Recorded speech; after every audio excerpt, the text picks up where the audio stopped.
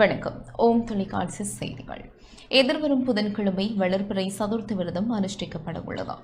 எதிர்வரும் 20ஆம் தேதி புதன்கிழமை வளர்பிறை சதுர்த்தி விரதமாகும். விநாயகர் ஆலயங்களில் நடைபெறும் சிறப்பு அபிஷேக ஆராதனைகள் உற்சவங்களில் கலந்து இறைவனை வழிபட சிறந்த நாளாகும். வளர்பிறை சதுர்த்தி தொடர்பாக சர்வதேச இந்து மத குருபீடாதிபதி ஸ்ரீ சாஸ்தாபீட குரு முதல்வர் மகாராஜராஜ குரு ஸ்ரீ ஐயப்பதாச சாம்பசிவ சிவாச்சாரியார் இவ்வாறு விளக்கம் அளித்தார். ஓம் தொலைக்காட்சி நேயர்கள் அனைவருக்கும் சர்வதேச இந்து மத குருபீடத்தின் இனிய வணக்கங்களும் நல்லாசிகளும். வருகின்ற 20/5/2026 அன்றைய தினம் வளர்பிறை சதுர்த்தி. விநாயகப் பெருமான் ஆலயங்களிலே சிறப்பான அபிஷேக ஆராதனைகள், சதுர்த்தி உற்சவங்கள் நடைபெறும். இவ்வாறான அந்த உற்சவங்களிலே நாமும் கலந்து விநாயகப் பெருமானுக்கு பிரீதியான அருகம்புற்களை மஞ்சள் தண்ணீரிலே கழுவி எடுத்து சென்று அர்ச்சனைக்கு கொடுக்க வேண்டும். அவ்வாறு கொடுக்கின்ற பொழுது அந்த நுனிப்புல் உடைந்து விடக்கூடாது. அருகம்புற்களை பக்குவமாக எடுத்து விநாயகருக்கு சாத்தி வழிபாடு செய்வது. விநாயகப் பெருமானுக்கு பிரீதியான சிதறு தேங்காய் அடித்து வழிபாடு செய்வது.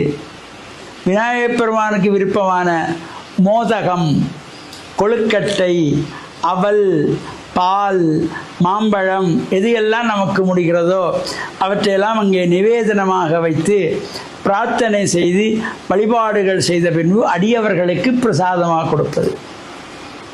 நம்மால் எதுவுமே முடியலையா, நாங்கள் இந்த அருகம்புல்லை கொண்டு போய் அர்ச்சனைக்கு கொடுத்து அர்ச்சித்த அருகம்புற்களை அடியவர்களுக்கு பிள்ளையாருடைய பிரசாதமாக கொடுத்து கொள்ளலாம். இவ்வாறு இந்த சதுர்த்தி விரதமானது மாதங்கள் தோறும் 2 முறை வரும். வளர்பிறை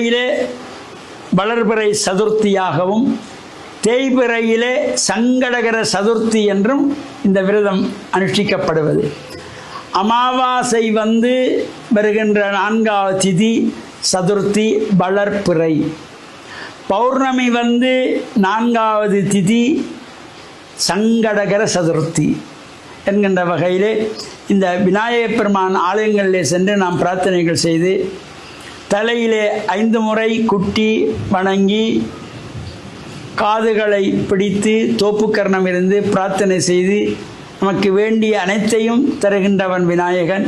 வினைகளை எல்லாம் வேரோடு களைகின்ற விநாயகப் பெருமானை நாமும் சிதறு தேங்காய் அடித்து வழிபாடு செய்து இறையருளை பெற்று மண்ணில் நல்ல வண்ணம் வாழ. ஓம் தொலைக்காட்சி நேயர்கள் அனைவருக்கும் சர்வதேச இந்து மத குருபீடத்தின் சார்பில் நல்லாசிகளை கூறிக்கொள்வதில் மனமகிழ்வு கொள்கிறோம். வணக்கம். இத்துடன் இந்த செய்தி அறிக்கை நிறைவு பெற்றது. தொடர்ந்து நமது நிகழ்ச்சிகளோடு இணைந்திருங்கள். வணக்கம்.